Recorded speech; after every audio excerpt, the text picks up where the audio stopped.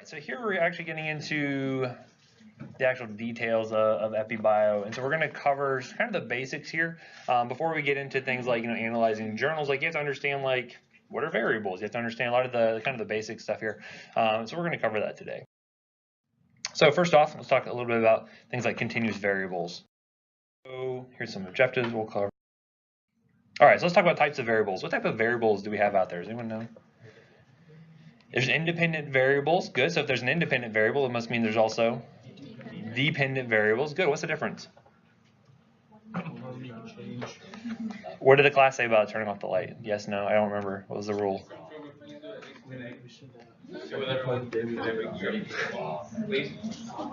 Okay, let's just turn it off and then, so everyone can have a nice nap after lunch. Anywho, let the insulin course through your system and lull you off to sleepy land.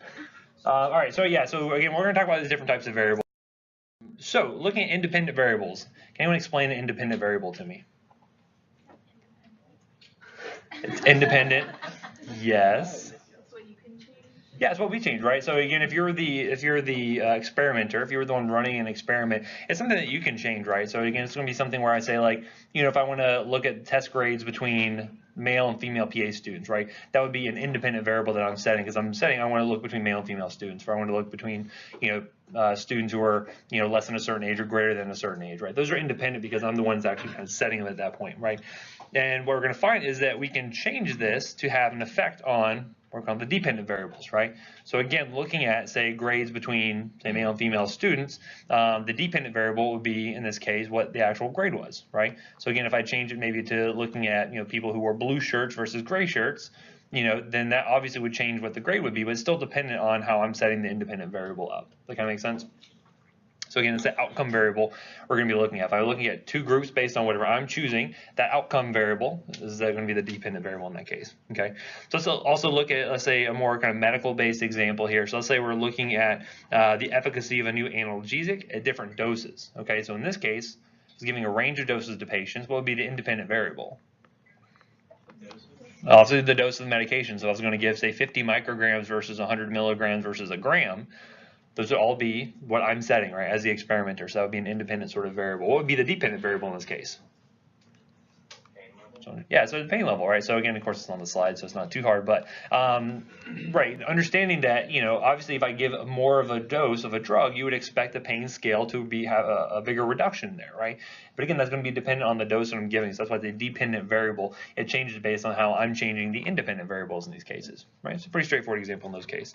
You may find that studies will have multiples of each, as the case may be, right? So for instance, say I wanted to run a study where I was looking at the effects of, say, age and gender on the outcomes of, say, cardiovascular death, right? So that way I would have two independent variables in those cases, right? Two independents being age and gender, and then my dependent variable would be the rate of cardiovascular death in those groups, right? So again, or I could say cardiovascular death and stroke and development of type 2 diabetes, right? So those are all can be dependent variables based on the independence that I'm setting as the experimenter, right?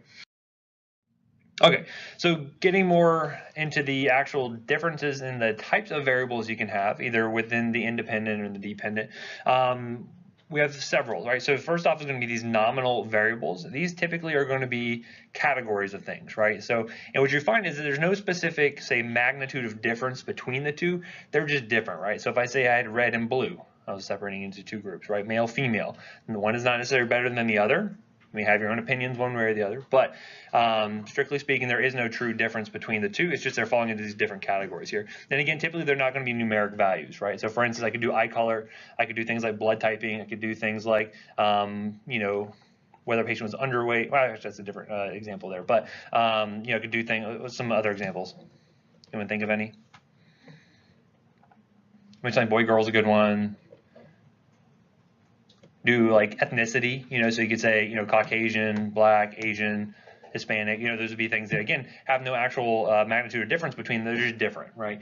So those, again, would be nominal variables. And name, they're just different categories of things, okay? Now, you can certainly have what we call binomial or dichotomous variables. That's sort of a type of nominal variable, or in this case, it's going to be basically you only have two different outcomes, right? So it's going to be yes, no. Could be, you know, if you're looking at, say, for instance, you know, alive, dead. That would be sort of a dichotomous sort of variable in those cases, right? So it just means there's two outcomes in that instance. Again, usually not a numeric sort of thing. Next up, we're going to have the ordinal variables. Anyone know what an ordinal variable would be? Ordinal would make you think what word? Order, right? So there's probably going to be an order to things. However, you're going to find that when you're doing things in an ordinal variable, you're going to find that there may not be a discrete difference between, say, a 1 and a 2, or between one category to the next. So for instance, let's say for instance you're looking at like restaurant ratings, right? So looking at Yelp reviews. Does anyone use Yelp to find a restaurant to eat at? Right? How many stars are you normally going for?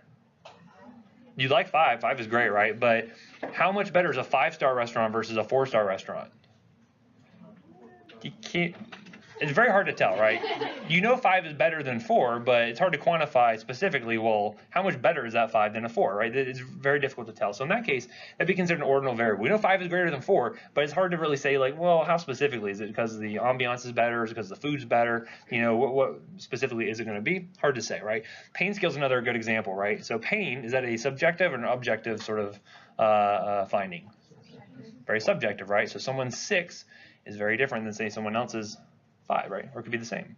It just depends on the patient you're dealing with. I always liked when I talk to patients and I say, what's your pain on a scale of 0 being no pain whatsoever and 10 being I'm ripping off your arm, I'm cutting through it with a rusty, dull spoon. And they go, I'm at a 10. I go, really? You're hurting so bad. It's like I'm ripping your arm off and cutting through it with a rusty, dull spoon. They say yes. And I go, okay. Pain is subjective. Whatever you say it is what it is, right? So that 10 is very different than someone else's 10, right? I would say, you know, going through child labor, probably a 10 if I had to guess. Fortunately, I haven't experienced it, but I imagine it's a 10. So again, there's going to be differences between a 9 and a 10, but it's hard to really quantify what that difference actually is. You know, level of education, you know, because you could say, obviously, an associate's degree, maybe at the lower end of the scale, followed by a bachelor, master's, doctorate. There's a difference there, right? There's an order to it, but there's not necessarily any real degree of, you can't really quantify that degree of difference between an associate's and a bachelor's versus a bachelor's and a master's, et cetera. Okay, that kind of makes sense? Everyone with me so far? Good. And we'll look at different examples as we go forth. And again, when we're doing the journal clubs, we'll also look at things like, you know, the differences there. And again, another good example related to you, especially towards the end of the semester when you're doing our evaluations, right? Anyone know what you call that scale when you're selecting, say, from a, you know, strongly disagree to strongly agree? What do you call those scales? Anyone ever heard of it? What did it say? Confusing? Okay, it could be confusing. Yeah, do I strongly agree that this professor does not get organized? Yeah, sometimes the wording of the question can matter. We call it Likert scales, and that's actually another example of that, right? So similar to how you'd rate a restaurant, maybe how you rate a professor, right? How delicious they are, or just kidding. You don't do that here. But just kidding, like, you know, saying like I strongly agree this is a great professor versus I agree. Again, that can be pretty variable between the two. I know that strongly agree is much better than agree, but it's hard to quantify that difference there. Okay, but there's an order to it. That's kind of the difference there. And then finally, we're going to have continuous variables. This is probably the most common one you're going to run into when dealing with, say, the medical literature. So, for instance, looking at a blood pressure, the difference between, say, a blood pressure of 120 over 80 and say 100 over 60 is going to be the same as the difference between 140 over 100 and 120 over 80. That kind of makes sense? So again, there's an order to it, but it's also going to be a very set sort of difference between value to value, and this stays consistent throughout the entire range. Okay? That make more sense? Height would be another good one. Weight would be another good one. There are discrete numbers that you're dealing with, and it all has, you know, the same magnitude of difference between these different values here. Okay? Getting in specifically to the continuous variables, there's two different types we'll talk about within that subset. And so we're going to talk about interval variables. And so these get a little bit more confusing, but say, for instance, you know, the one thing you kind of note about these interval variables is that the 0 point is not really considered meaningful. So for instance, I like the idea of looking at temperature. Okay, so if I say 0 degrees Fahrenheit outside, what does that tell you? Pretty cold, right? Does that mean there's no temperature at all? No, there's still a temperature. It just happens to be 0 at that point. Now, can I go negative? Absolutely. Right. So the 0 point actually doesn't matter there, right? It's still a continuous variable. The difference between 0 to 20 degrees Fahrenheit is the same difference between -20 to 0, but it's just the fact that 0 doesn't actually mean there's nothing of something, right? So for instance, blood pressure, though, we're going to find that's not going to be an interval variable because you can have 0 blood pressure, right? Can you have negative pressure? Your patients have a vacuum in their vascular. No, you can't really have that, right? So you can have 0 pressure, but that 0 is going to be more important when you're dealing with some of those other variables. And again, now for instance, if we were talking about, say, temperature in Kelvin, that would be a different story, right? Because 0 Kelvin is what? Absolute 0. That means you have 0 atomic movement whatsoever. That you can't actually get any colder than that, right? It's absolute 0 at that point. So again, that would not be an example. But Celsius, Fahrenheit temperature is a good example of an interval variable. With the 0, it doesn't really matter, right? IQ is another good one, right? So you can have a 0 IQ doesn't mean there's like no intelligence. And again, it's really hard to even have a 0 IQ in the first place. If you can't even get to the 0, that would also be another case where you can't really define that there. Okay. Here's an example looking at body temperatures of 4 species. We put this in here to kind of show you the kind of inherent difficulty when working with some of these interval variables, right? So again, we mentioned temperature. You can't have a 0 temperature meaning there's no temperature. But the points really kind of matter here. So for instance, say we're looking at these 4 different animals, and again, medically you might be thinking, when am I ever going to examine a platypus? You never know. Like, life throws you some curveballs sometimes. But let's say we're looking at all these different values here. So again, if you're looking at all these different bar graphs versus these kind of scatter plots, the values are all the same, right? But what do you kind of notice about these different ways of representing the same data? What is the kind of the difference here? What kind of conclusions would you come to looking between these 2 graphs right here? The scale is different, right? So again, looking at this one, it goes from 0 up to 50 versus this one starts at 25 to 45. So if I were to look at this data, I would say, oh, man, the platypus is way lower in temperature than a dog. Versus if I look here, I'd be like, oh, it looks pretty close, right? That 0 actually, in this point, it doesn't really matter, but the way you represent the data does, right? So again, this is another way the statisticians will lie to you, that people will spin data to try to show things in a favorable manner, right? So they can either make it look like so that there's a huge difference between things that really aren't that different to begin with, or they can show it where they try to downplay the differences by changing the scale on you, okay? So again, there's different ways to represent the same data, but they can all give you sort of different conclusions, especially if you're not really data savvy. If you did not have a good understanding of this stuff, you just look at it and be like, man, this is a big, huge difference on this graph versus almost no difference between these 2 here, right? On the other hand, then we have ratio of variables. This is where we're going to see that the 0 point definitely is meaningful, right? So you can have 0 weight. Can you have like a negative weight? Not really, unless like anti-gravity or something going on, right? So one time I read a book about anti-gravity. It was impossible to put down. Anyway, I'm trying to keep you guys interested in this stuff because it's bad enough I'm already after lunchtime. I'm trying. Yeah, so I mentioned temperature in Kelvin's another good example. Mass, distance, anything like that. Anything where the 0 actually matters, where you can have nothing of something, would be considered one of these ratio variables here. Okay. And again, the nice thing here is that when you are, what you'll find is when you're dealing with interval variables, basically you can do the difference between them. You can subtract one from the other, but it's really hard to do ratios due to the fact that the 0 doesn't matter.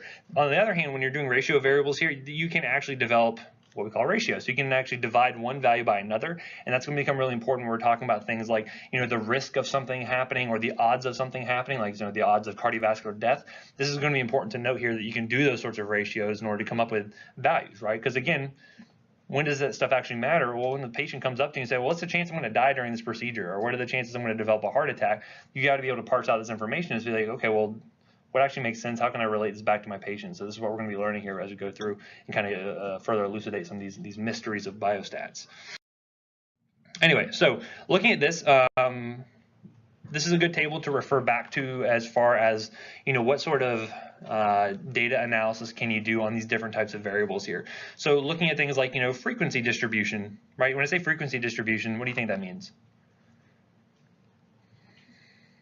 Basically, it just means me counting something, right? So I can count how many males versus females there are in the room. I can count how many, say, blonde-headed individuals versus brunettes versus individuals with black hair. I can do all of that, right? I can just count things. You can do that with any of these variables here, right? So you can do it with nominal variables, which again, there's no difference between, no magnitude or difference between one versus the other. There's categories of things. With ordinals, certainly I can count, say, for instance, when you do your evaluations of the teachers at the end of the semester, we get frequency distributions, that sort of thing. We can see how many people said strongly agree agree, disagree, and strongly disagree, right? That's a frequency distribution. So I can see, wow, 38 people said that my jokes were really terrible this semester, or whatever happens to be, right? With the intervals and ratios, yes, and again, these are both continuous variables you're seeing with this, right? So these are both continuous variables, just different types. You can do frequency distribution. That's the easiest sort of thing you can do, is just count something, right? Now, when I talk about medians and percentiles, we're going to get into these in a little bit. When I say median value, what does that mean? I'm sure most of you have covered this at some point in math. It's just the middle value, right? So again, I can line everything up in order, and I can say, okay, well, this is the middle value. Now, why can't I do that with a nominal variable?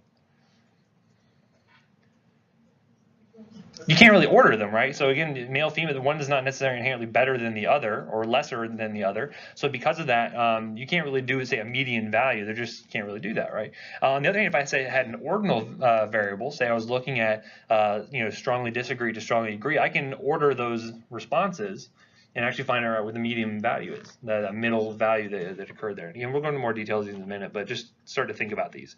Looking at adding and subtracting things, again, you need to have a definite magnitude of difference between these variables in order to add or subtract them. So this is why ordinal you can't do it with, you can't do it with nominal, but certainly interval and ratio you can. You can add and subtract values from one another. For instance, I can subtract the temperature of one patient from the temperature of another, right? If I had two different groups of individuals and I was giving one Tylenol for fever and one ibuprofen for fever, I can measure the average, temperature between the two, and I can subtract one from the other to say, well, this is the difference between these two groups, right? That makes sense. Ratios, again, when I'm doing ratios, this is, again, I'm dividing one value by another, so this is going to be only available with the ratio variables. That kind of makes sense based on the name of it. And then we'll get into things like means, standard deviations, and standard errors in the mean. And then we'll talk about coefficients of variations a little bit later on. But again, the more sophisticated the sort of analysis you want to do, typically the more likely you are to only get along or be able to do it with some of these ratio values, as you'll see here in a little bit. Okay, so refer back to this. We're going to talk about all these more in detail, so don't feel lost just yet. Okay. Okay. So let's look at graphing continuous data. So again, talking about continuous data, we mentioned that these are continuous values, right? So again, they're going to be a definite magnitude between 1 to 2 to 3 to 4. It's always going to be consistent amongst them. So as I mentioned, blood pressure, you can do this with enzyme activity, IQ, anything like this, right? Now, when you're looking at data, obviously you can look at numbers, but sometimes it's easy to get glossy-eyed and not really take a whole lot from it. But we like to graph it, right? And we're going to look at some kind of different ways we can try to visualize this, how we can graph this data out to help us understand it a little bit better. And you're going to find that typically graphs are going to be a little bit better with more continuous variables, and you're going to see necessarily than the ordinal and the nominals. So anyway, so first off, we need to know things like the mean and the median. So the mean is what? Not what I am. It's the average, right? So again, mean, average, same value there, right? So how do you determine what the average is?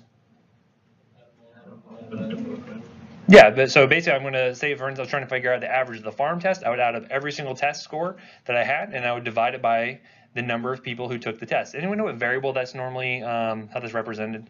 We look at the number of people within a group. N, yeah, so lowercase n is typically going to be used here. So whenever I'm talking about the n, I'm talking about the number of people or the number of, say, values I have that I'm using for analysis, right? So in this case, there would be 61 for the number of people who took the test. So that would be what I'd be dividing by as my denominator when trying to figure out the mean of a value, okay? And again, in this instance, we're going to be looking at this example was done back in '92. Basically, they were measuring body temperature they had hundreds of healthy individuals they were measuring body temperature for, and they're trying to see basically what the normal temperature range really was. They wanted to figure out, like, if you took just hundreds of people, what was the kind of the normal temperature range. So again, we're going to use this data in a couple of different instances here, so kind of keep this in the back of your mind. So we're going to look at the data here in a second, and as I mentioned, it's very easy to get the average. You can just take all the values, add them up all together, and then divide by your n, the number of people that were in that sample set. So one of the things they did for some of this data is we can look at certain subsets of patients. So in this example, we're just looking at 12 different individuals here, right? So the n is 12 in this case, and the mean here is basically going to be 36.77. So if I were to take all these 12 values, add them all up together, and then divide by 12, you would get the average, right? So again, that can tell you some information there. You can tell you what the average temperature was just for those 12 individuals there. Okay. Now, what you're going to find is that when I say outlier, what does the outlier mean? It's some value that differs far off from the average, right? So for instance, say I had, say I was giving you guys a test and say, everyone was scoring pretty consistently, say in the mid 80s, right? And I had someone who like rocked it and got 100, right? That could be an outlier for that group. And what you're going to find is those outliers, either on the high end or low end of things, they tend to skew the data, right? So for instance, if I end up having someone who came in for this temperature data and they had a fever, how would they skew that average? It would skew it higher, right? So if they came in and they had a temperature of 38 degrees centigrade, you'd find that would then skew the average higher than it would be normally, right? Similarly, if I had someone who came in, say they were hypothermic, and say their value was, say, 35, you would find that they would actually be skewing the data lower, right? So again, we're going to find that averages are going to be very sensitive to outliers. Outliers can skew your data pretty significantly, okay? Does that make sense? Okay, so one way we're going to find to get around that is going to try to quantify kind of what the central number is, what kind of the middle number is. We're going to find it's going to help us to eliminate kind of the effect of those outliers. We're going to see that's where median comes into play in just a second here. Okay, median is just going to be the middle value. So if I were to rank up all those 12 numbers from low to high, and I were to count right into the middle, in this case I said my n is 12, so how would I get the median? Is there really a middle value if there's 12? No, there's an even number of values. I can't really do that. Basically, what you end up doing is just take the two middle values and then divide them by 2. Basically, the average of that, and that'll kind of give you what the median value would be. Do you know why teenage girls only count by odd numbers? They can't even. Okay. Anyway, right. So again, if you can't get that median value, because you have an odd number of observations, you just take the two middle values and just divide by 2, and that will really tickled some of you. Anyway, there's other ways to try to now why is it that the median would eliminate or at least try to mitigate the effects of outliers versus the average? Because you get rid of the outliers and go to the middle. Yeah, even if you have outliers on either side, you're still going to find it doesn't really skew what that middle value is going to be too greatly overall. So what you tend to find is that medians are going to be less sensitive to the effects of outliers. Okay, this is going to be important when we're talking about things like bell-shaped curves and normal distributions a little bit later on. So again, averages or means are going to be very sensitive to outliers. Medians are not as sensitive to outliers. Because again, you're just looking for that middle value. So even if you have a couple of outliers on one side or the other, it really doesn't skew your number that much, which is can be useful in certain cases. Anyway, there are other ways to do this. So for instance, you could do trimmed means, where basically you would just say take off, say the top and the bottom value, and that would help to eliminate some of the effect of outliers. That's one thing they do. For instance, with like Olympic diving judging, they would do a trimmed mean, where they would take the effects of, say, one judge was really kind of mean, one was like kind of really over effusive with their praise. They would cut those out, so that way you kind of get rid of the outliers, and that way you get a little bit better idea what the true mean would be in that case there. Okay, that's just one example. That's not done too frequently in medical literature, but one way to do it. And then another value here is called the mode. What is the mode? Yeah, it's going to be kind of the most frequent value that comes up, right? So, for instance, if I was doing, one of those scales where I was looking at how you guys were ranking the professors, if I saw that agree was the most frequent one, obviously that would be the mode, right? So that's 3 or whatever that number happens to be. Again, we're going to find this is not going to be super useful for continuous variables, especially if they're going to be measured out to several digits, right? So again, if you have someone who measured a temperature of 36.07, how likely are you to run into that many people at 36.07? Probably not that frequently. So again, you're going to find modes, it's not used too frequently, but it's something that you may see every once in a while. Okay, and again, it does not tell us anything about the center of a distribution, right? Average definitely tells us, median definitely tells us, but mode just says what value came up most frequently. Okay. Okay, so when I talk about error and bias, anyone know what error means? Like, oops, I goofed up. No, error is just going to mean random chance, right? It's just going to mean the natural variation in values over time, right? So say, for instance, I measure your temperature right now. You say you're 98.6 degrees Fahrenheit.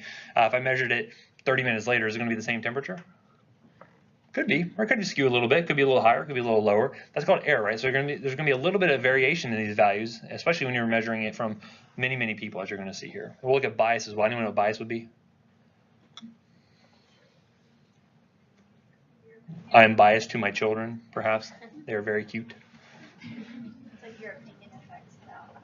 Could be. So it could be something where you actually have like observer bias, where it could be skewing your data one way or the other. There's all types of bias we're going to get into, but basically something that skews the data, right? Whether it be due to analytical technique, whether it be due to the actual human interactions with the data, whatever it happens to be, skews it one way or the other. So we're going to see that's how that bears out in just a moment here. Anyway, so looking at the next figure here, we're going to find that those temperatures range, say, from 35.7 to 38.2.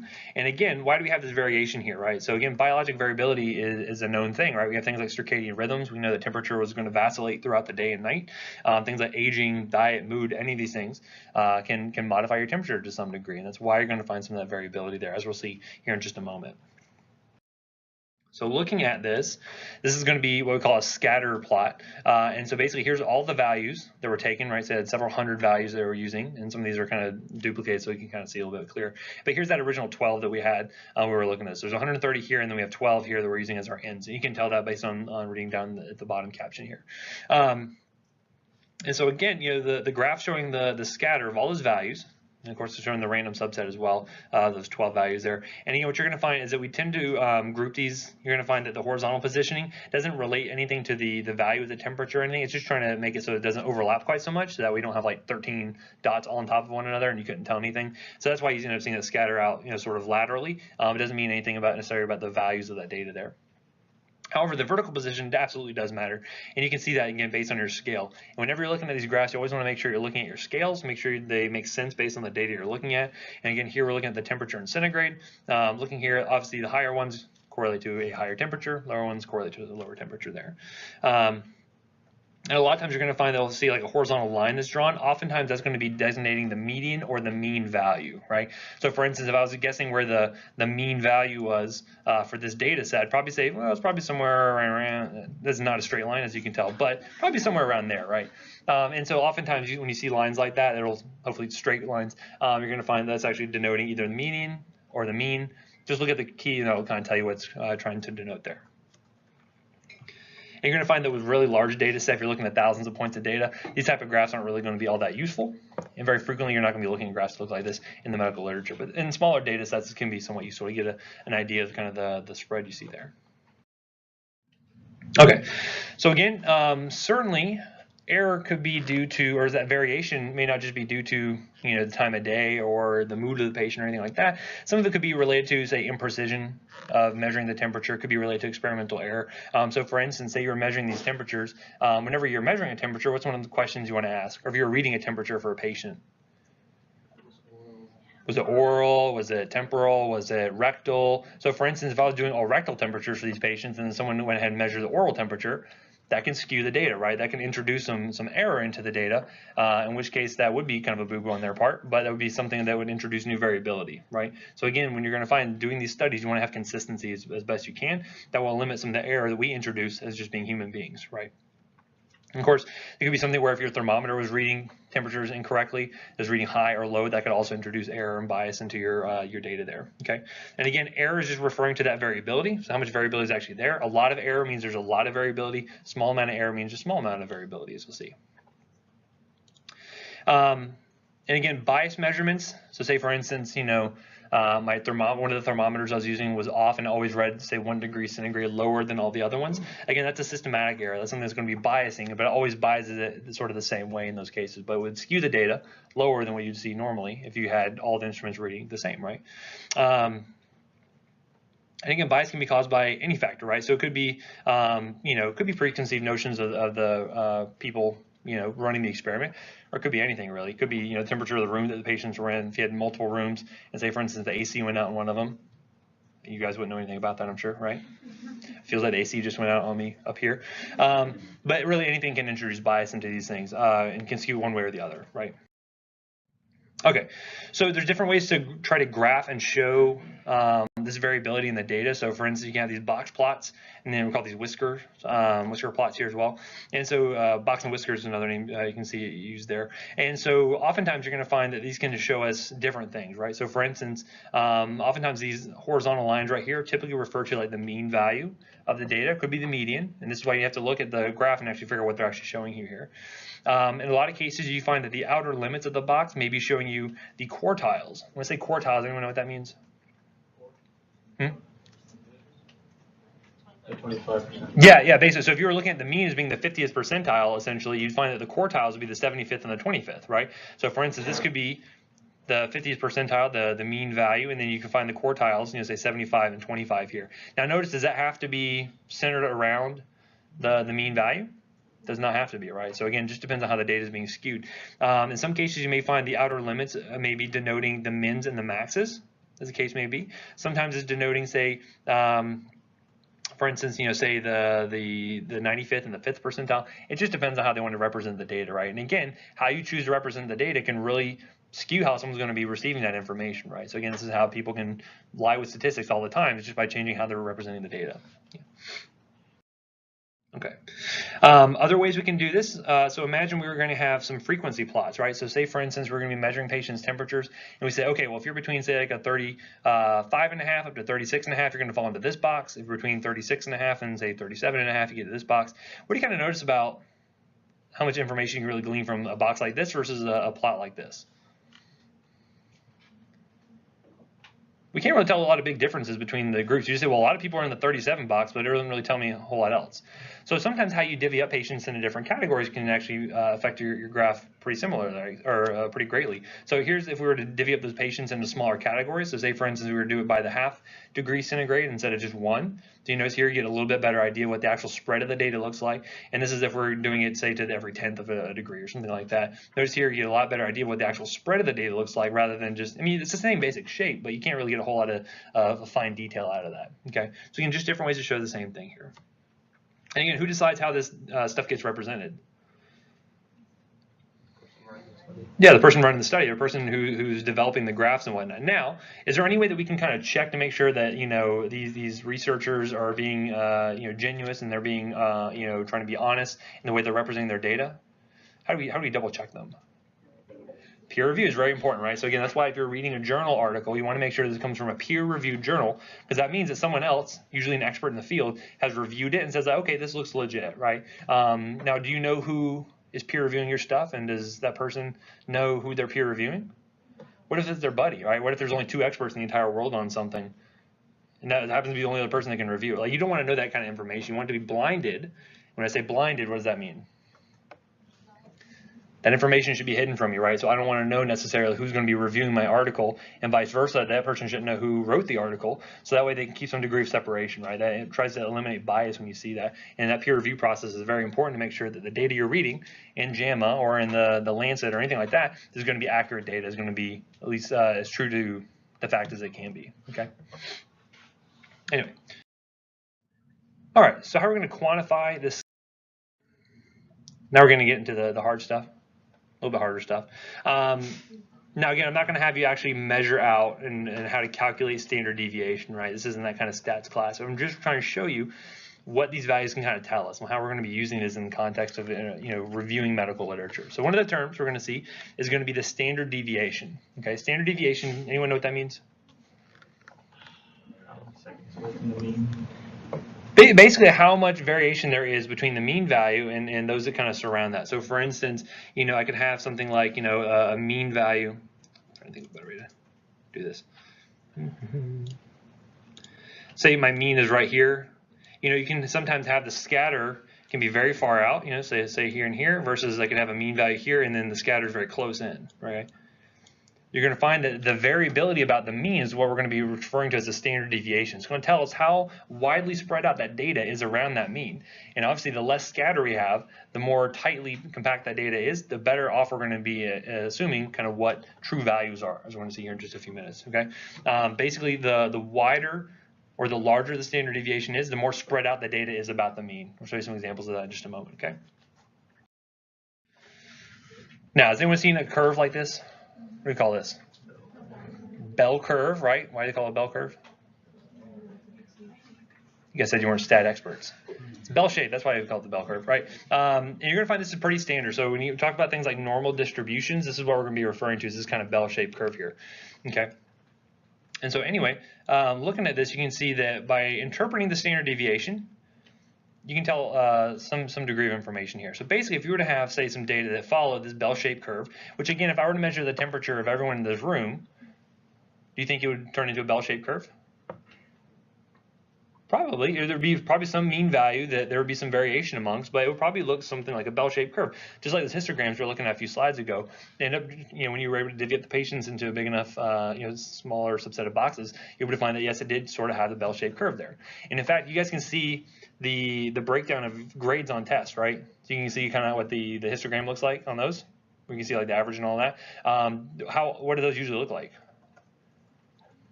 They usually look like a bell-shaped curve, right? Usually there are different boxes, but they typically follow that. So the average, say for the farm test, there's probably one box around 91, and then there's some scatter around that, right? But again, that's how we're going to be looking at a lot of the data here, is looking at those bell-shaped sort of curves.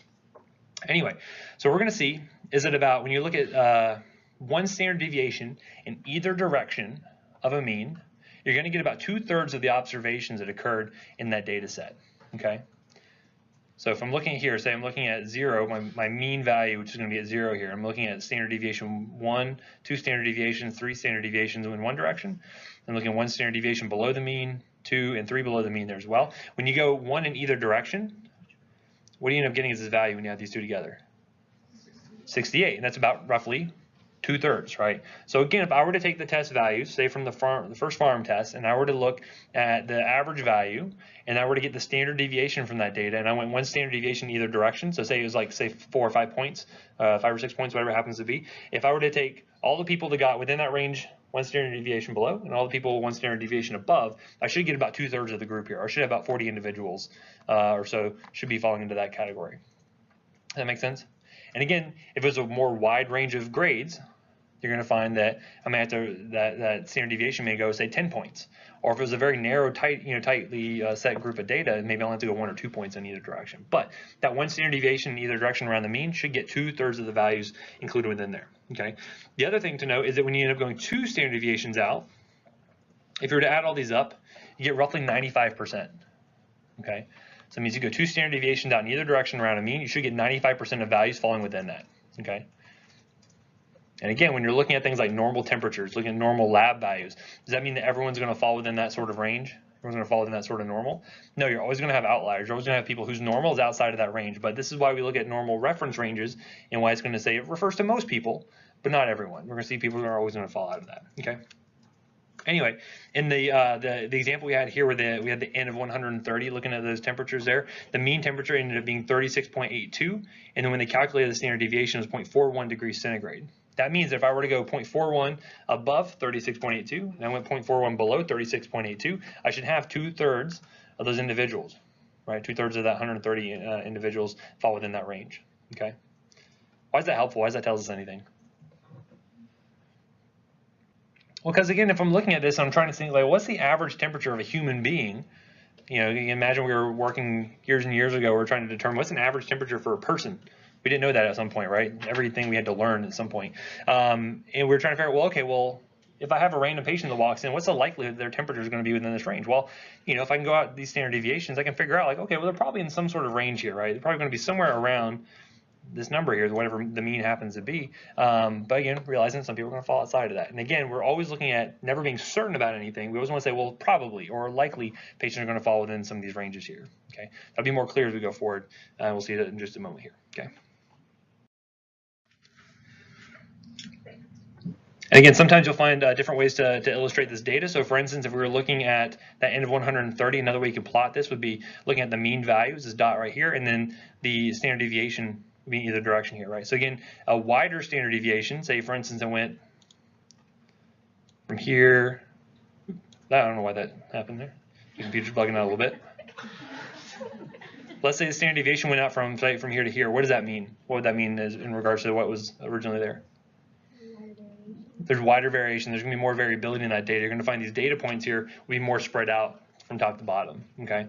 Again, if it was more narrow, so say for instance, you know, my mean value was right here, and then the standard deviation kind of went from here down to here, that would mean what?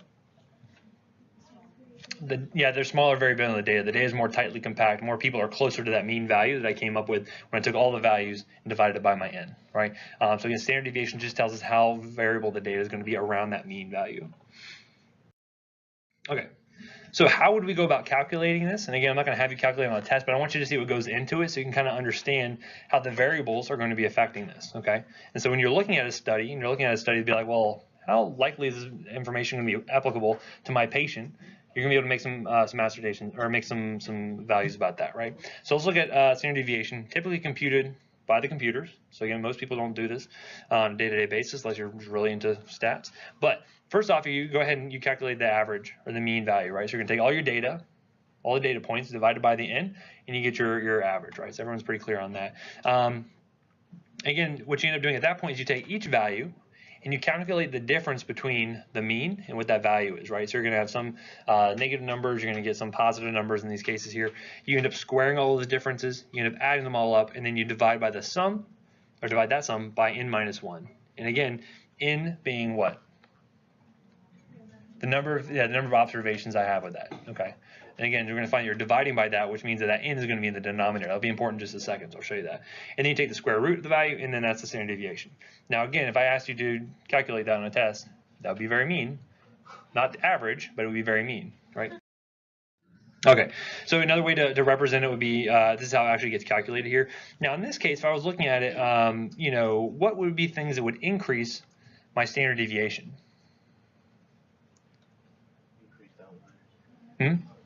Yeah, so if I increase the difference between my mean and the actual data that I'm getting, right? So if there's more spread out data there where the values were higher and lower, farther away from the mean, that would certainly increase my standard deviation. What about here with the n? Yeah, if I decrease my number of observations, that decreases the denominator, which makes the value larger, right?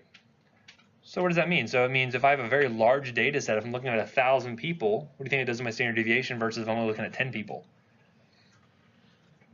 It changes it very drastically, right? So the more people you can look at in a study, the more likely you are to be getting a very representative example and being able to apply that back to the whole population you're actually interested in, okay? So for instance, would I have a better chance, say for instance I want to get the average IQ of a PA student, okay? So as I say, I got the average IQ of every single PA student in this room, just N of 61, and I took that and I got the standard deviation. Could I apply that to every PA student in the entire US? I could, but the question is like, well, how generalizable is that? You know, is our program really top of the pops, or are we kind of, you know, not doing too great, or who knows, right? So again, we don't know how representative our sample is. I would say we're top of the pops, but who's to say how our sample really compares? Now, what could I do to decrease that standard deviation? What could I do to try to get a better idea of what the actual true value is going to be? Increase my sample size, right? So maybe now I start to include, say, because again, what I'm trying to estimate, what's the average IQ of a PA student in general, not just here at Nova Orlando. Maybe I get all the Nova groups, right?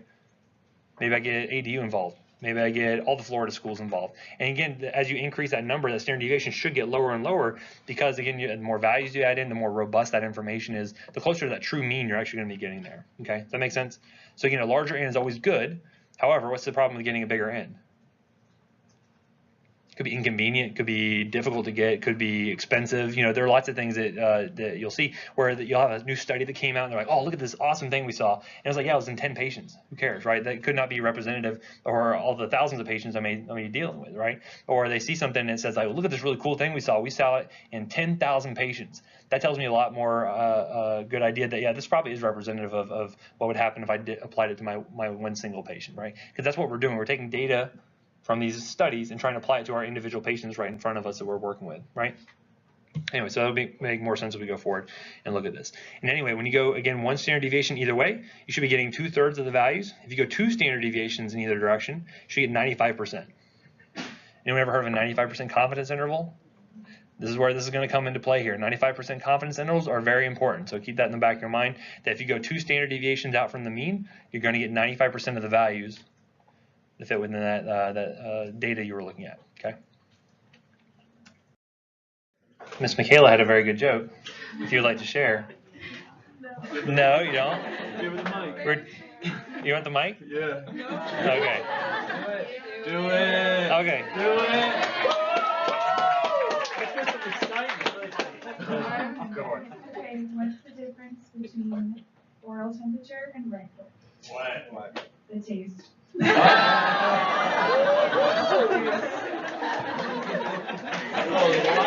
a hand, give her a hand. And who is that from? My dad. Exactly, see? Any questions? Any questions from the first half? Again, we got to keep things light because this stuff is pretty dense. So feel free to bring any dad jokes up to the table. We can all practice together. I had to practice dad jokes for a good long time before I became one, so maybe you'll have that same opportunity. Who knows? Just kidding.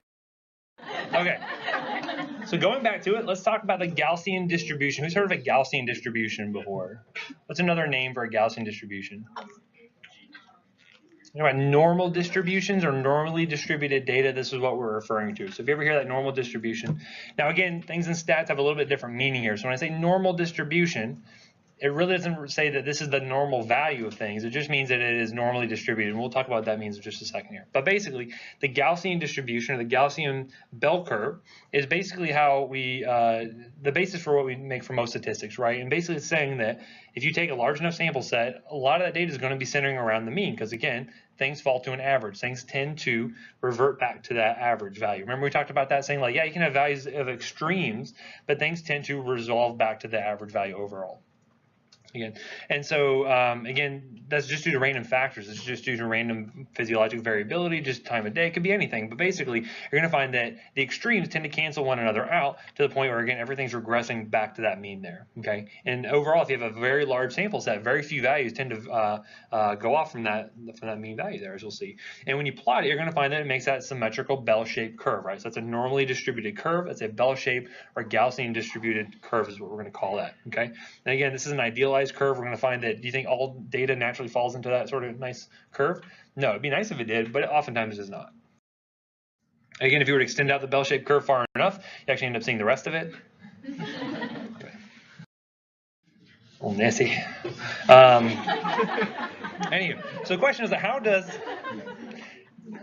standard deviation actually factor into the bell-shaped curve or the Gaussian curve? And this goes back to talking about how many standard deviations out you're getting from the mean and how many of those values you're going to be actually capturing within that, right? So for instance, if I were to take, if I were to take all the temperatures of the room and I were to divide that by 61, which is my N of this particular room, I would get an average value, right? It's probably somewhere close to 98.6 degrees Fahrenheit, but maybe off from that, right? Because again, there could be some outliers. Maybe some people are sick, running a low-grade fever, who knows, right? Something could be throwing it off. But we're going to find that if I take that standard deviation and I were to extend it out one way below the mean, one way above the mean, I'm going to get about 2/3 of individuals. Again, everyone else is going to fall outside of that, but 2/3 of the people in the room should fall within that. And again, the more important one is when you go 2 standard deviations out, I should be able to capture 95% of the individuals in the room. Okay, that means that if I were to take that data, figure out that average, and figure out the standard deviation, I could pretty well safely say that if I picked anyone out of the room, there's a 95% chance you're going to fall within that data set, right, within that range. You might be one of those outliers, but for the most part, I can be 95% sure that you're going to fall somewhere within that range there, right? And so again, that 95% confidence is what we're going to be talking about here. We're saying how confident we are of saying that, yes, this value fits within this data set. And we're going to find that in just a little bit. But anyway, so again, looking at this, we're going to find that the horizontal axis, when you're looking at these curves, is going to be referring back to basically all the data we're seeing. So we're referring back to seeing the mean value being in the middle, and they're going to have standard deviation is going to be laid out either direction from there, right? Again, the vertical axis is going to be quantifying how relative the frequency is, right? So what do you notice about the vertical axis here in the middle towards the mean? It's higher, right? It's the peak of the bell. That means more people are actually hitting that mean value, which is why it's higher, right? As the values get less and less frequent, you're going to find that those values get lower, but the frequency gets lower and lower. And so what do you notice? By the time you get 3 standard deviations out, very few people are actually going to be hitting those values there, right? However, if you go back to the mean, a lot of people are getting right in there. So that frequency is very high at the mean, but it gets lesser and lesser as you get further out from the mean value. Okay, those are the outliers we're talking about when we talk about that. Now again, with normally distributed data or Gaussian distributed data, you're going to find that it's going to be symmetrical. So you're going to find that again, you can have people on the extremes of either side. And again, they tend to cancel one another out. So that way the average value is what is going to be average basically. Again, that standard deviation is that measure of the spread or the width of the distribution there, right? So for instance, you could have curves that are very wide like this. And that would tell you that the data would be more widely distributed. You're going to find that the standard deviations would be larger versus if I were to do a graph that looks something like this. Again, my drawing is very poor. Please don't use this as my evaluation at the end of the semester or anything, but you would find that the data tends to be more tightly compacted around that mean value, and that way the standard deviation would be much smaller. Okay, it still doesn't change if I go one standard deviation out in either direction, I'm going to capture 2/3 of values. If I go one standard deviation out, I get 2/3. If I go 2 standard deviations out, I get 95% of those values there. Okay, and again, the entire area under the curve is going to be referring to that sample set, or either that n of 130, the n of 61, whatever that n happens to be. That whole area under the curve should be representing everyone out of that data set. Okay. Now, when you're looking at actual scientific papers, do you oftentimes think you see those nice curves? Frequently you don't. Frequently they just give you values, and so a lot of times they're going to be showing you the mean, they'll show you the standard deviation, but they actually don't show you every single data point on there, which is probably good, because again, some of these studies, if you ever look at like the Framingham heart study, anyone ever heard of that before? It's this huge longitudinal study that's been going on for decades now, looking at things like heart disease and all of that. And so when you're looking at that, if they gave you every single data point after looking at thousands of people, like you get nothing out of that. You just eyes glaze over and you'd be done. However, when you get things like the mean and the standard deviation, that tells you, okay, well, I know what the mean value is. I know what the average that most people were getting to. And that standard deviation can tell me how variable the data was around that average. And so again, it's just a nice, more concise way to get a sense for the data rather than actually having to look at every single point there. Okay. And if that data, if you make it the assumption that it's normally distributed, then you know that it should make a nice bell-shaped curve around those values, right? Okay, so again, looking at this, when we set the mean equal to 0, kind of the graphs we've already been looking at, and the standard deviation equals 1, again, that's where we're going to call that a standard normal curve. Let's say normally distributed data is basically what I'm referring to, right? And so again, looking at this, you're going to find that you can take, we get these z values, basically. And what this is going to help us to tell, basically we're going to be looking at a value and subtracting the mean from it and then divide by the standard deviation. Basically all it's going to tell us is how far away, how many standard deviations away that value is away from the actual mean. So for instance, if I had, say I took the temperature of the entire room, literally, not figuratively, so anyway, let's say I were to get a temperature of 98.6 degrees Fahrenheit, right? So I'd say that was the average temperature in the room. And I went ahead, it feels like it up here at least, but if I were to say I got the average of 98.6 and I were to say, well, how many standard deviations away is this person who has a temperature of, say, 100, okay? By using that, by actually figuring out those z values, I can say, okay, we actually happen to be 2.5 standard deviations away, or maybe you're 3, whatever happens to be. There's actually a way you can actually figure that out. Say like, well, how far away from the mean value is that person based on the standard deviations? And that can be somewhat useful, especially when you're trying to figure out things like confidence intervals, which we're going to be looking at just a little bit here in a moment. So kind of keep that in the back of your mind. And so looking at this, again, looking at one standard deviation away, if we're going to use that as a z value, again, notice you're going to be getting, and again, this is on either direction of the mean, again, 2/3 of individuals at about 2 standard deviations, again, roughly 2, we're going to find you get 95%. Okay, and if you get even further out, if you actually went 3 standard deviations, you actually end up getting like 99.73. Now, does that mean you capture every single person within that data set?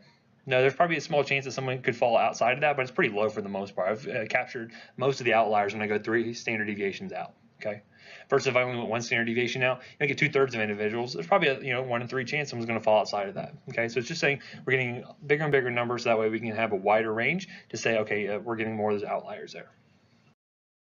Okay, so again, we say the Gaussian distribution, also known as the normal distribution, as I've kind of already mentioned here. It doesn't really refer to normal in the clinical sense, right? So when you guys say like something is normal, you're referring to it as being not abnormal, right? So for instance, if you listen to the lungs and they're clear, that is normal, right? Versus they sound really junky, you say that's abnormal. Normal is just really referring to that distribution of data around the mean. So that way, if you're looking at data, say for instance, you see a nice normal bell-shaped curve would be a normally distributed set of data. You don't want something that looks like this. That may not be not normally distributed, right? So again, and you can't just look at a curve and tell, but just for an example, that would be something that would look not normally distributed. Again, normal is a different sense here in stats than it would be, say, in the clinical sense. And again, what we can do though, it would try to use. Sometimes we'll use these standard deviations or standard distributions, try to give us an idea of kind of what range we're looking for as far as temperatures go, or say, or for a certain lab value. So for instance, when you look at, say, like a sodium, you know what a normal sodium is? 250? No, I was just kidding. That's a very high sodium. That person should be dead. 27.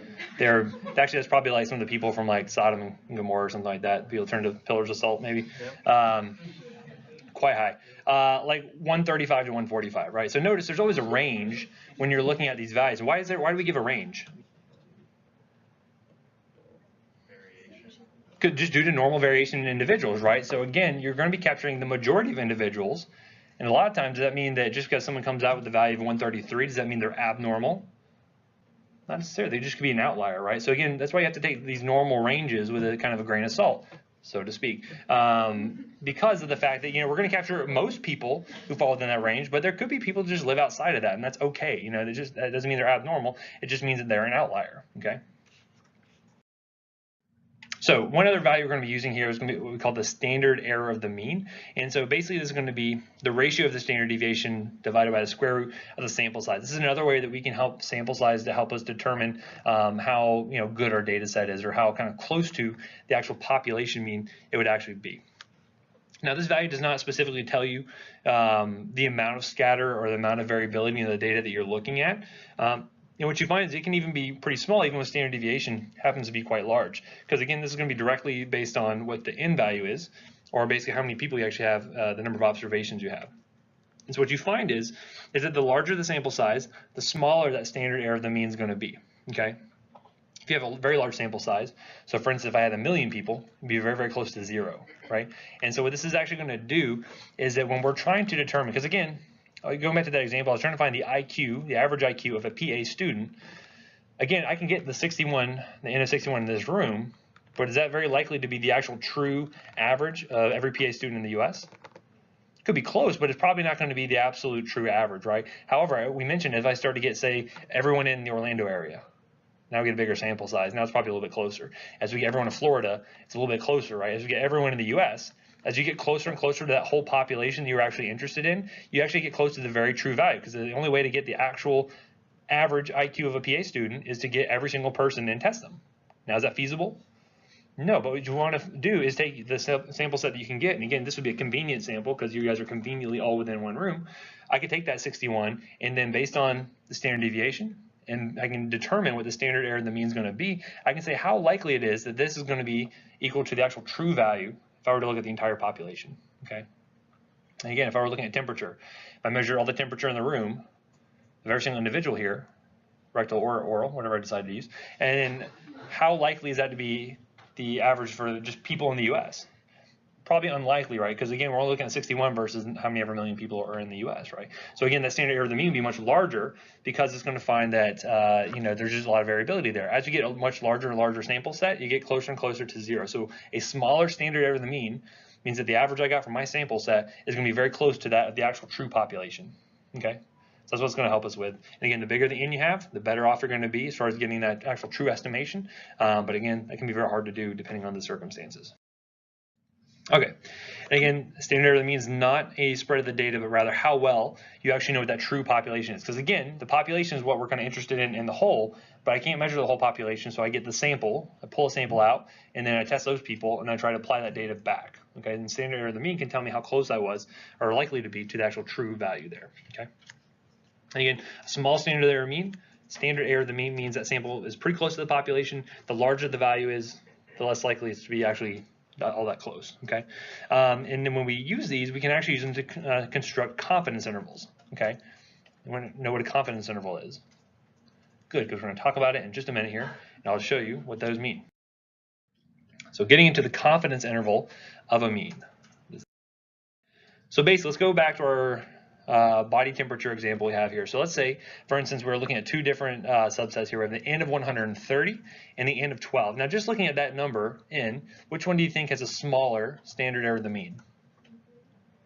The 130, right? Because again, it's based on the denominator. Square root of n helped us to determine what the standard error of the mean it was. So even if the standard deviation was the same between both groups, you find that as you have a bigger n, you're going to get a very small standard error of the mean, or smaller. And so let's say you're looking at the n of 130.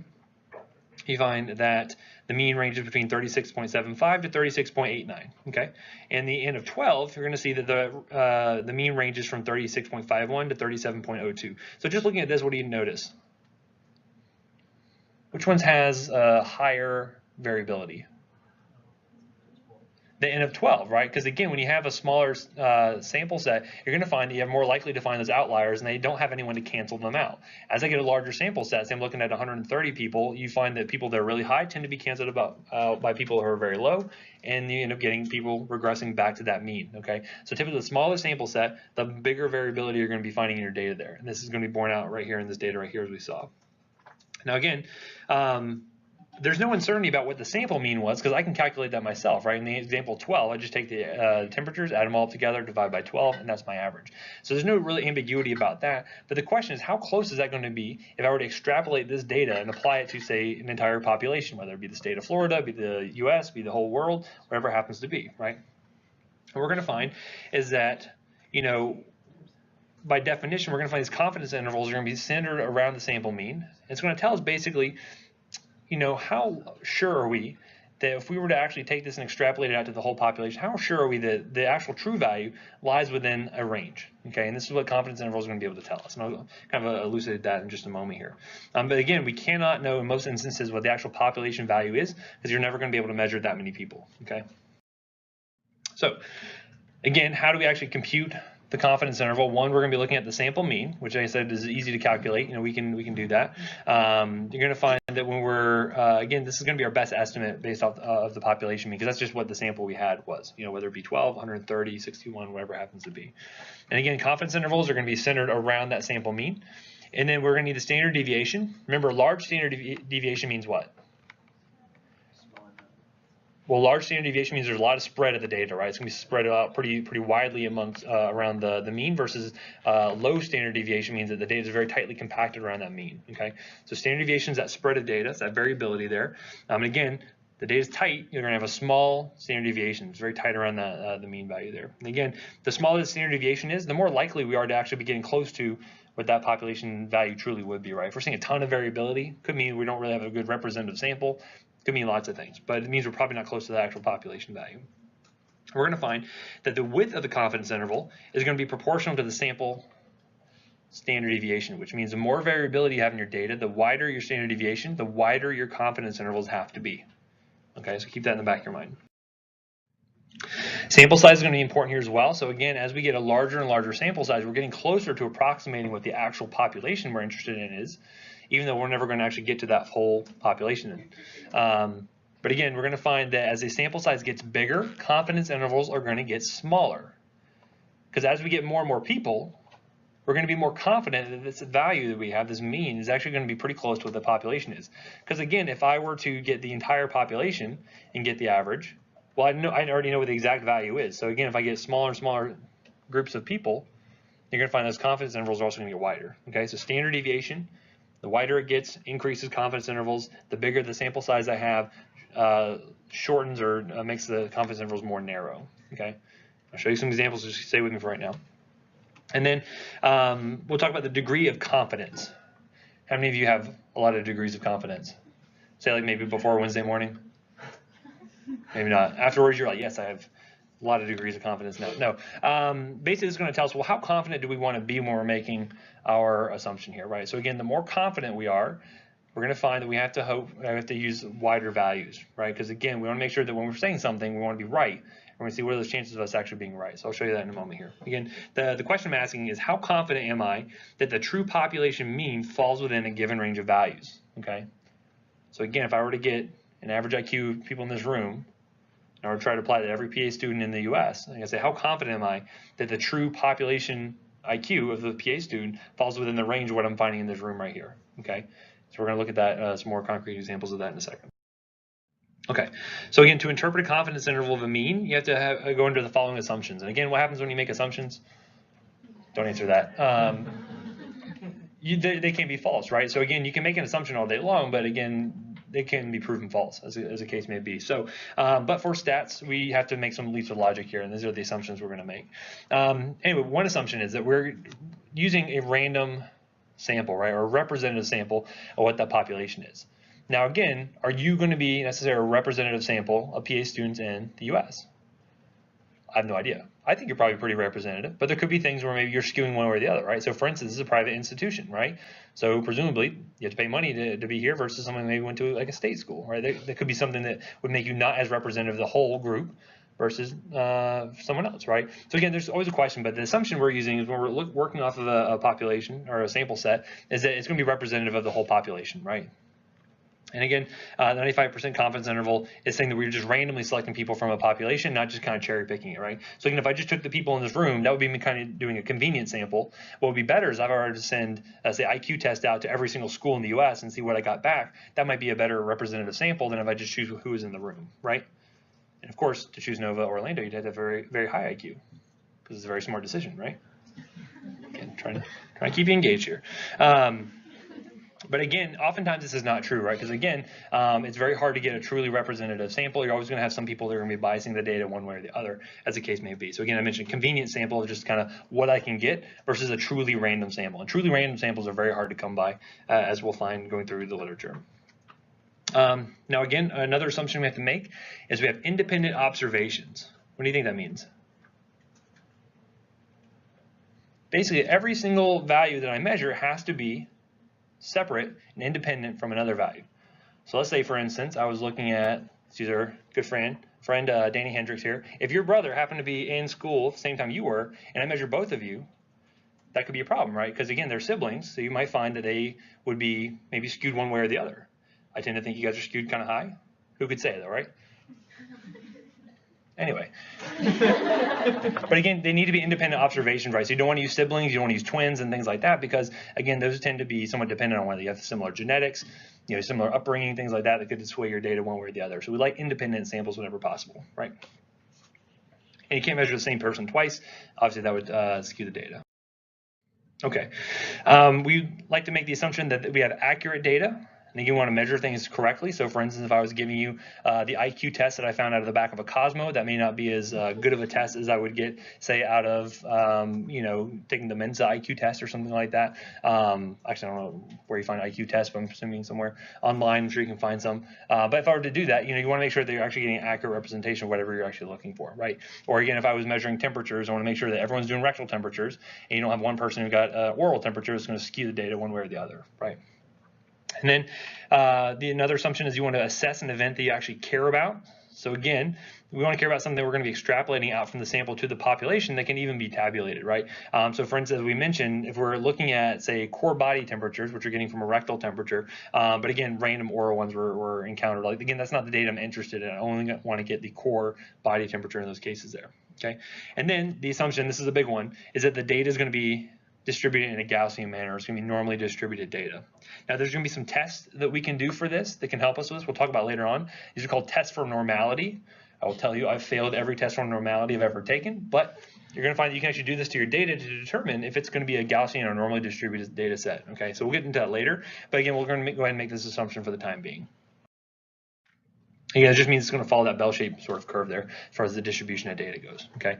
Now, again, if you're going to find that if any of those are going to be violated, your confidence interval tends to be too optimistic, meaning it's going to be too narrow when you're trying to make that assumption about what the actual population values are going to be. Okay. And again, you're going to find that the true confidence interval is probably likely wider than what you actually end up calculating. And again, we have computer programs that are going to be spitting this out and giving us this information. We're not calculating it by hand in the large majority of cases. Okay. So again, another thing we're going to be looking at is going to be error bars, and again, these are helpful to determine lots of things. Now, error bars are good graphical representations of the variability in the data we're going to be seeing.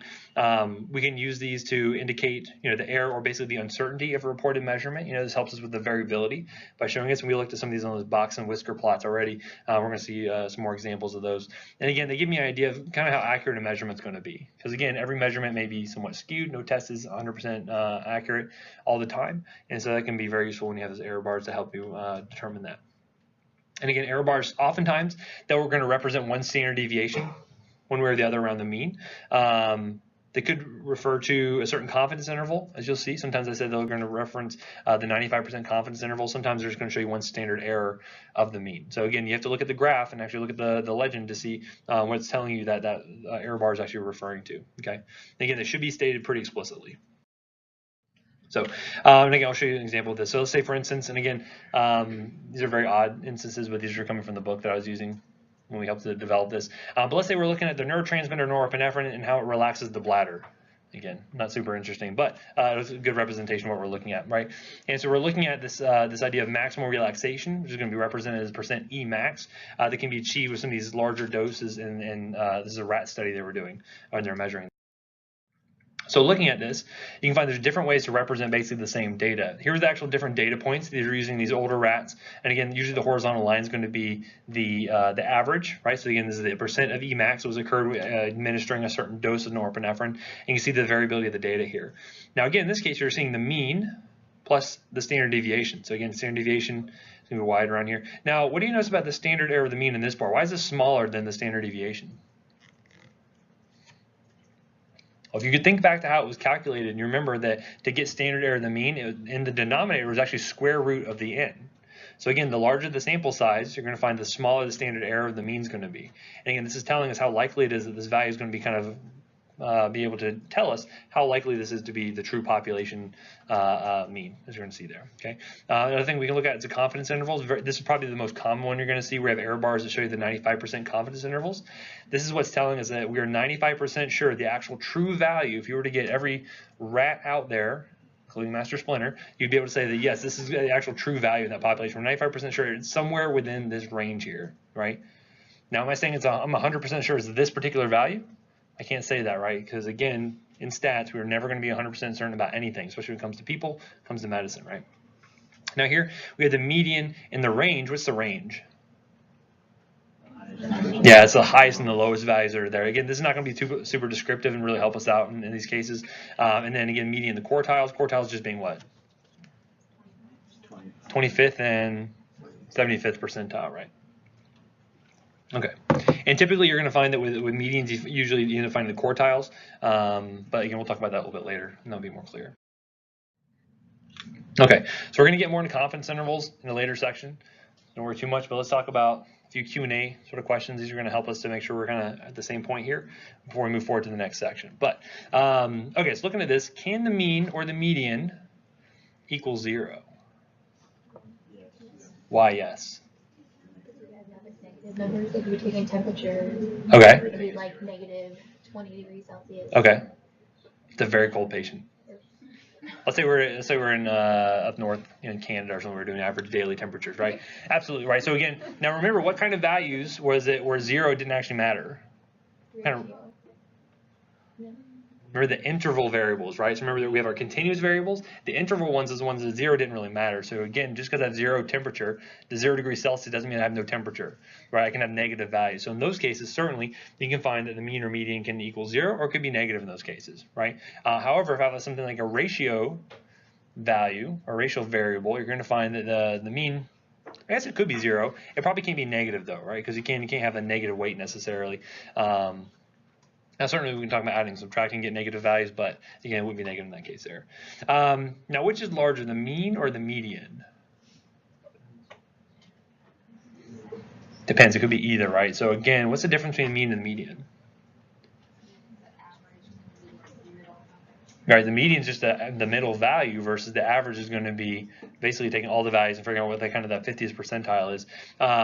So because of that, which one was more sensitive to the effect of outliers? The mean was more sensitive to outliers. So again, if I was taking the temperatures of everyone in the room and someone had a fever, they're going to find that is an outlier that would then skew the value higher. So in that case, the mean might be greater than the median. Or if I had someone who was very cold one day, I could have them skew down lower. So again, just depends on the data set there. Okay. Again, mean and average, are those synonyms? Yes, you can use the same either way, right? Now, what units are mean and median expressed in? You're measuring. Depends on what we're measuring, right? So it could be millimeters of mercury if I'm doing blood pressure. It could be centimeters. It could be anything, right? It could be ducks. Anything I want it to be, right?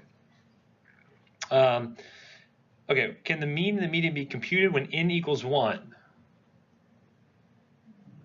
Not really, right? Because again, I need more than one value in order to get an average. I mean, if you just have 1 and just have one value, it doesn't really tell me much, right? How about 2? Yeah, absolutely. You can take 2 people and get an average or something. Now, how do I calculate the median if I only have 2 people? You gotta take the average of them anyway, right? So at that point, to be the same number there. Okay. And the 50th percentile the same as the median? Let's find out. I forgot to put these individually. Yep.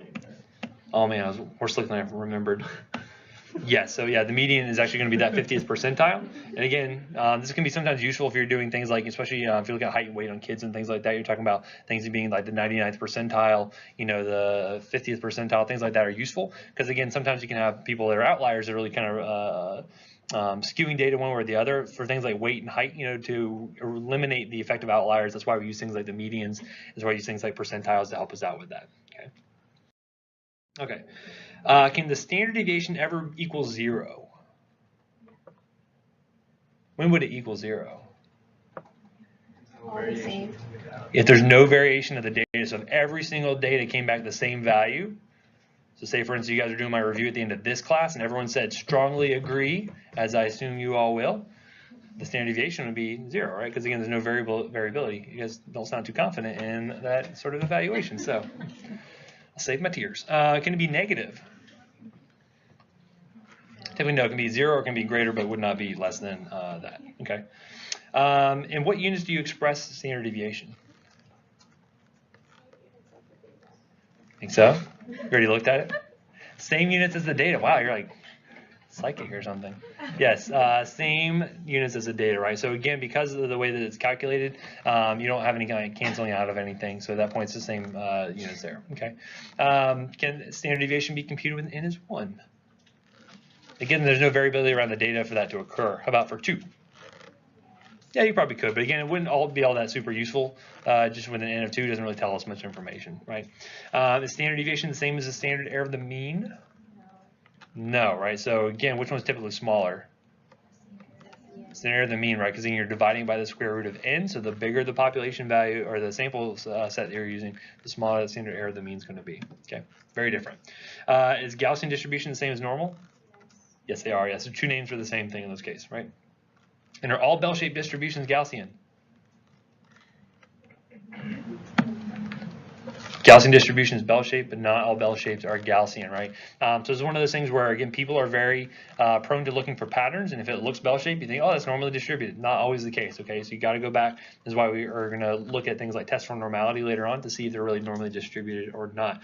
But just know, just because something bell-shaped does not mean that it's normally distributed. So, for instance, looking back at some of our tests that we do, like you can see the breakdown, the histogram of how that looks. It may look bell-shaped, but you can actually go through and do those tests for normality and find out that it truly is not normally distributed. Maybe you know, something was skewing it one way or the other. You know, who knows what the case may be. But okay, why do we shoot for 95% confidence? I don't know why. So it's kind of arbitrary, right? So we choose this because, again, we want to be pretty sure when we're trying to make estimations of things, right? So if I'm trying to say that, yes, this IQ, the average IQ in this room is representative of the whole population of PA students, I want to be pretty sure, right? I don't want to say, hey, I'm 10% sure this is the right answer. Who really cares, right? You want to be pretty sure, but again, can you ever be 100% sure? Not until you measure every single person that's in that population, which again is probably not going to happen here. Okay, so again, 95% is pretty arbitrary, but you're going to find this is the standard we're going to be using from here on out. So keep that in mind. Now, does the confidence interval quantify the variability? Not necessarily, right? So you're going to find that it's more to do, because again, the confidence interval is more kind of multifactorial. There are a lot of things that factored into it, like sample size, like the variability of the data, but really standard deviation is the biggest thing that tells you that variability around the mean in that case there. Okay. Is the 95% confidence interval of the mean always symmetrical around the mean? We're going to find no, it does not necessarily have to be, but in a lot of cases it is. Okay, so you're going to find typically it is, does not always have to be, right? Now, what do you think would be more wide, a 99% confidence interval or a 90% confidence interval? You know, why 90? So if you remember, looking at the confidence intervals, right, looking at the bell-shaped curve, and again, I apologize for my drawing. Looking at this, remember when we said we went 1 standard deviation out, who do we get? What percentage of people do we get? 68% of values there, right? If I go 2 out, I get what percentage? 95%, right? So again, obviously it looks like it's getting wider, right? If I want to be 99% to get 99% of the values that were in a sample set, how would I go wider or more narrow? I'd have to go wider, right, in order to get those outliers there. The same principle kind of applies to confidence intervals, because again, this is what I'm saying. If I were to take the average IQs of this room and try to apply it back to the population of PA students in the U.S., I'd have to say, hey, I'm 95% confident that it's going to range. I'm just going to be, making a random guess. I'm going to say 130, the average in this room, probably, right? That's a good IQ. You guys are all very smart. I'm just trying to get better reviews in my value. I'm just kidding. No. So saying, so I would be like, hey, you know what? I am 95% sure it's going to fall within this range if I were to actually apply this back to the whole population. Again, to say that I'm 99% sure, that means I'm that much more confident. I need to give myself some more wiggle room right there. I need to say, like, well, maybe it's between 110 and say 140. If I want to be 100% sure, I'm never going to be, but I'd have to get the whole population to get that value there. So again, the more confident you want to be, the wider your confidence interval has to be in order to capture those values. Because again, you want to say like I'm 99% confident. You have to give yourself that wiggle room there. Again, we're going to delve more into this in the future, and this will make more sense when we get into the actual journal clubs and see how we apply it to actual medical literature. Okay, but the 99 would be wider. Okay, what does the standard deviation quantify? I've already kind of said that. Variability of the values. Variability of the data around the mean. Perfect. It's kind of the scatter around the mean. And then what does the standard error of the mean quantify? Basically, it's taking into account not only the scatter of the data, but also the sample size, the n that I have, and it's trying to tell me how close that average is going to be to the population average here. Okay, and sorry, that graph is kind of covering that up. But anyway, again, but very dependent on sample size. Okay. All right. Are standard deviation and standard error of the mean expressed in the same units? Yes, actually going to be the same units as the data. So whether it be blood pressure, it would be centimeters, turtles, whatever it happens to be. Like vet studies, I guess. I don't know. Just kidding.